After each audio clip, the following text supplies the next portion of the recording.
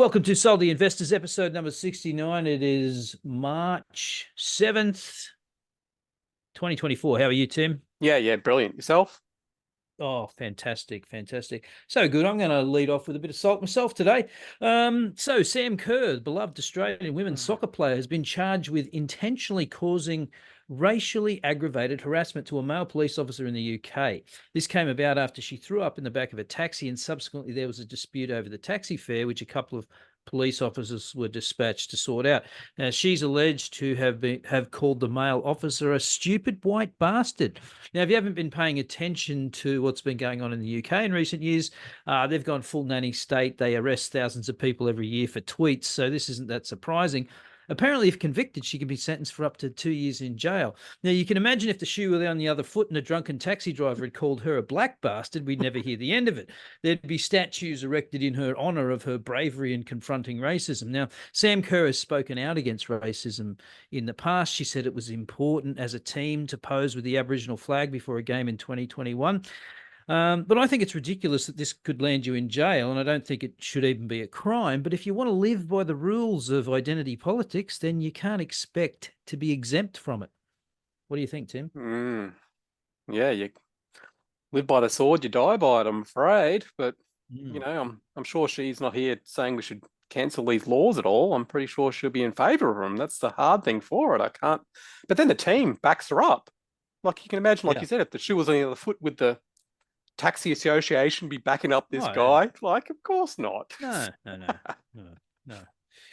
No, well, that's the thing about identity politics. If you didn't have double standards, they wouldn't have any standards. It's sort of do as I say, not as I do. But yeah, I mean, there's such a lesson for all kinds of laws. It's all right when you're in power and you get to make the laws, but then they come back at you. So the best thing is not to have stupid laws like this. Let people say stupid shit. Yeah, report it in the media. She should cop a hiding for it. But sending people to jail for it, that's a bit ridiculous. Oh, like what happens if this guy was Irish? Remember they used to be the oppressed class. Now they're the oppressors. So I don't know. How far do you go back with, this guy? Well, apparently the Jews aren't oppressed anymore. They're the oppressors. If you follow what's going in the Middle East, which is that's quite a turn of events, given the mid 20th century. Anyway, what's your salt for this week? The Greens have just released a housing policy. Congrats on them for actually releasing something instead of just pretending they've got a magical solution to share with everybody. I actually agree with capital gains should be consistent across all asset classes. They are grandfathering negative gearing for one property, so not too extreme, even though this policy obviously reduced housing supply. They're going to build housing, using taxpayer money with theoretical windfall taxes, with no profit, and rent will be capped at 25% of your wage. The killer for me is that they think property developers are price gouging customers, but they put forward zero evidence. To piss me off even further, there's zero mention of the immigration demand issue and their damage they've done with their red and green tape that have caused heaps of supply issues. People who start fires and blame others can't be trusted to fix the problem. So, yeah, I'm just like, obviously. Is that Go ahead.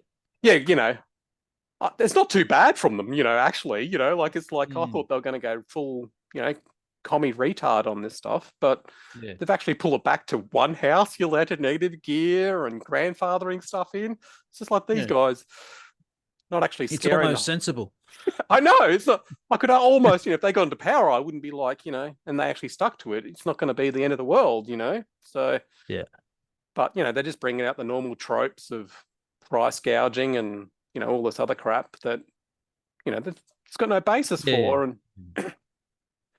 so I just don't. And another thing, I mean, the Greens housing guys, what's his name, Max Chandler yes. or something? Yeah, that's him. Yep. Yeah, so he just will not have a bar of immigration, like high levels of immigration exacerbates the rental and housing crisis. He will not like he said, oh, I reject the premise. I'm for high immigration. No, like, and again, he's not doing that based on any evidence. I mean, the funny thing about immigration is, we need all these people to fill these jobs, but they've all got to live somewhere. They've got to buy Mm-hmm. couches. Some of them will want cars, use public transport services, hospitals, all the rest of it. They create their own demand. So they're just not realistic about that. I mean, and they play this little sleight of hand. If you've noticed, when people say, look, immigration is exacerbating the problem, they play this little word game where they go, immigration is not causing the housing. We didn't say cause. That's not the claim. The claim is not it's causing it. The claim is it makes it Bit worse. worse. Yes, that's right. Yeah. Mm. And Yeah. so they just dismiss it. And of course, you're a racist if you bring up immigration. Like, no, it just makes sense. If you force loads more people than we normally do into the country in a short period of time, you're going to create your own demand problem, and especially at a time when you've got a lot of builders, more than average, are going bankrupt Yeah. because they lock themselves into contracts in periods when inflation shot up, and they're locked into a contract where they're building the house for less. You know, they're building the house. It's going to cost them more to build it than it is to actually for the finished product that they're actually getting priced for. And a lot of them are rolling over and going bankrupt. So we put out weeks ago, what housing starts are down Yeah. to 2012 levels or something like that. And the government's got this plan to build so many houses. It's not going to do it. They're just not going to do it. So they're not being realistic about immigration. They're not being realistic about the government's ability to do this. I mean, I think there's been some evidence going back, like after the Second World War, we had a pretty lax. I mean, we had a pretty tight immigration policy. We needed to build more houses, and the government did get involved in it, and they did build houses, and apparently it worked all right. I'm just skeptical that you can do it today. I mean, everything the government touches turns to shit. I mean, oh look, the NDIS costs more than we thought. Oh, who could have foreseen that? I don't know. I just don't trust the government that much to Mm. run something like this. But hey, let the Greens have their day, and Yeah. Yeah. Yeah. see So how it goes. at least they're releasing something, and as long as they don't start talking about the same ideas with food, you're gonna not. They start saying we're gonna have to have communal farms, and the government's gonna have to run the farms and all this crap. That's when it's gonna get really nasty. So they can have a bit of fun and pretend they're gonna do something if they think that's gonna work. But yeah, we'll have to wait and see. It seems like Labor's keeping them in check. So Yeah. um, Well, that's the fun of being a small minority party. You can just say crazy shit because it's never going to happen. So and you don't really have to provide any evidence for it, do you? yeah. Yeah. All right, let's get on with the real stuff. Australian GDP is in the toilet. We eked out a 0.2% growth for the last quarter. Well, it's actually the second quarter of financial 24, isn't it? The September to December quarter 23. Year over year, that was 1.5. This is anemic growth. But I mean, I think the big headline is that it's the third quarter in a row of negative GDP per capita. That means our 1% for the year. I mean, actually, December to March last year was flat. So, I mean, it's basically four quarters of flat or negative GDP per capita growth. So that's pretty shit. Yep. Yeah, so that's pretty awful for the economy. We've seen the flow through that. I mean, retail sales are pretty bad. I mean, as my friend who was a retail analyst for some years keeps reminding me that seeing companies with double-digit negative comps year over year is not that doesn't happen very often. Yeah. So it's been hurting for a while. There's probably been, we were talking about mortgage cliffs and how bad people are going to do. I mean, it seems like for the most part, people are still hanging in there, and maybe that's because they still have jobs. But that's starting to change as well. We'll see how bad it gets. Moving on, just thought I'd put this one in here. I just a lot of my thoughts about stock markets were formed in this period here because I was working in the industry. And this is the price to sales ratio for the S&P 500 information technology sector. It is at a record high. It's higher than it was in good old height of the dot-com boom. Now, there are some issues with this. People say, for example, the constituent, of course, this has a survival bias in it, the S&P 500, Yes. as it is, because companies get kicked out, other ones come in. But people are saying, look, 20 years ago, information tech, or 25 years ago, information tech was more hardware than software. Yes. Cisco. Now it's more software than hardware. Software has better, software has better margins. We should expect this, but I still think like 9 times price to sales is still, it's not, it doesn't make it cheap. Now, to balance out my usual bearishness, I have put a chart in here. The S&P 600 Small Cap Index PE. Have a look. Wow. It's not too bad. It's hanging around 14.5 or so, 14.3. Okay. This was in Roger Montgomery's latest missive. And this is taken from Ed Yardeni. I don't know if you know Ed Yardeni. He's based in the US. Okay. So it's the small caps. So this is the thing about, even if you think there's a market crash, you've got to look underneath, like because back in the dot-com boom, I mean, if you were smart enough to say switch out of tech into banks, you did really well. Yes. Because banks weren't expensive. Say financials weren't expensive in 2000 at all. And obviously we had in Australia, we had a mining boom. So if you caught that, I mean, if you rotated out of tech into gold, for example, I mean, you did spectacularly well. So just, if you think there's a crash around the corner because tech is too highly priced, just remember that there's stuff that isn't, and not everything has to go down by the same. You should always be looking. You should be always ready to pull the trigger on something that's good. You should always have a watch list. Maybe not as big as your watch list, Tim, with three tiers and 100 companies, but I love so much stuff, but so I know, but something here, like, why? Surely there's something we could find in here. That's what you should be looking at. So I don't know. I'm trying. So so I think that's all I've got, and I'm interested in this one because anyway, I'm going to shut up. You're going to talk about Somero. Yeah, Somero Enterprises is a company that manufactures concrete screeding machines. So you might see the picture on there. When you pour concrete, you've actually got to flatten it, and you've got to take the air bubbles out, and you've got to make it level.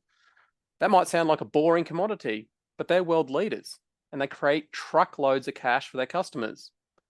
They charge a premium for their product, and they invest wisely in R&D.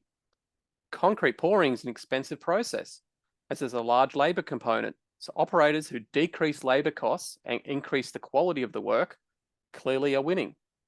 Somero does this by offering laser leveling machines, as they produce more level floors and decrease labor drastically. They have 24/7 customer support, which is needed if you're pouring concrete, and it's really hard for others to replicate. They only have one other major competitor, and they are falling behind as they don't have the latest tech. If you're a concrete company, you're willing to pay up for quality, as the labor savings are extreme. Let's look at the fundamentals. Shares extending are decreasing, so great. Employee headcount is decreasing, even though revenue has nearly doubled over the same period. Where have you seen that? PE and a price to free cash flow are reasonable and on the low end of the 6-year range. Return on invested capital and margins are constantly high and stable. Growth is healthy, and 10% looks possible going forward based on the 3, 5, and 10-year numbers. Got a huge dividend and payout ratio, which is a concern, but I'd rather have these issues than other issues. They are rolling in cash, so interest coverage is insane. If we flip over to the balance sheet and cash flow, they have a net debt of negative 26 million. And it looks like they basically always have heaps of cash on hand. They got hit in COVID, due to business closing down. And last year, they had a bit of a decrease in, profit and stuff. So, but the price is down 12% year to date. But the long-term trajectory is great. They're catalysts everywhere. Nearly 80% of the sales are based in the US, with huge room for international growth. They only have a few offices outside the US. The market is clearly giving it an industry multiple when this has a huge technology component, and at some point that might be realized. Their boom machines do megameters in one pass, and now they have electronic versions which run all day and have quite low running costs. They've been investing in R&D, and clearly they're just outcompeting the competition, and it will be nearly impossible for the competition to catch up. Yeah. They are listed on the London Stock Exchange due to technicality, but at some point, if the market cap grows, I'm sure they will list in the US. Warehouse growth for Amazon, e-commerce, data centers, storage has a general tailwind, but this might have a problem in a downturn. The payout ratio is high, but even if we half the return on invested capital number, we're still getting a capital efficiency in the 20s and putting a huge dividend in our pocket. If you pair that capital efficiency with 10% growth, with a MOTI product, long runway, with a cheap multiple, it looks great for a long-term holder. If we get another COVID scale downturn, we could see a 40% drop again. And again, that happened in the GFC. So there is that issue. It isn't stable over the GFC period. To get to the price to free cash flow 6-year low, we need another 15% drop in the price. So not that far off it now. But if we want to add some cyclical protection, which this definitely needs, we need another 15%, probably more protection. So that we need a 30% drop. But maybe I'm getting greedy here, because you look at that growth and that capital efficiency, soft landing happens, and the current multiple is super low. Am I getting too greedy? Yeah, I mean, look, what I'd like to know is you've got a 10-year diluted EPS growth rate of 30%, but you've got a 5-year of 6%. So was their growth runway in the past? Is that why their payout ratio is so high? They're not growing so quickly anymore? Yeah, they're still growing very quickly. It's just last year, sales sort of took a bit of a hit, and COVID, it basically fell off a cliff. So, yeah. And that's what those near numbers are sort of slowing things down. But you can see the revenue growth is increasing, and they have got like super old management. These guys are like, it needs some fresh blood in there. And obviously I'd be ringing them up saying, thick and hell, cut the dividend, you pricks. Like open up some offices around the world, try some stuff, try some new product categories with the same tech. Like you can imagine other, epoxy floor, liquid epoxy coating stuff. They could use the same tech, like very similar product categories. And you remember Graco, the line company that Stephen, that Australian guy that's into quality. Yeah. I wonder why he doesn't like this. I think it's because of the COVID blip and also the GFC blip is the reason why he probably hasn't touched. Ask him. I know, but this should be right up his alley. Like, super high quality. Just look at that.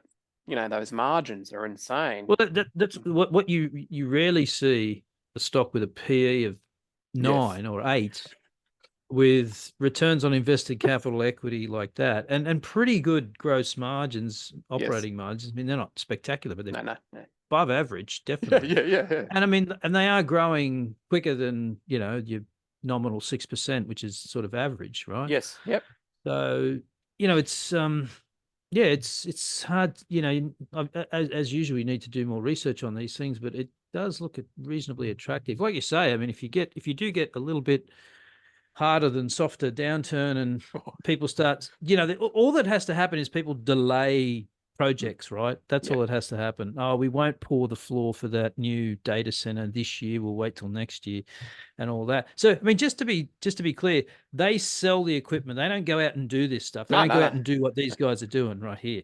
That's probably why they've only got 140 employees, right? So so all they do is sell that equipment on, and people that pour concrete buy it from them and run Yeah. it because it's more efficient for them. Well, Amazon Uh, specify this is the equipment you got to use to build their stuff because it's right, super level, and then you can run all robots and all the right. efficiencies, all your forklifts run more efficient because everything's level. You're not going to get Yep, water coming in. You're not like yep. so they're pretty much locked in. It's just if we have a downturn, this could be one of those ones where you go, wow, like this is going to get hammered. But if you got the balls, like this could be. But you could have done this in the last 5 to 10 years. You could have purchased this after the GFC, any of that period of time, and you would have done great. You'd have been picking up a very healthy dividend. Yeah, and I don't think you're taking a huge amount of risk here. Like, what's the multiple going to halve from here?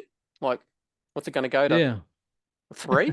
Like, it could for a bit, a couple of quarters, yeah. but it powered out of the GFC. It was like on fire because as the money come in, as the printers turned on, like this is the capital projects just go nuts and people just go, I can make easy money, concrete it.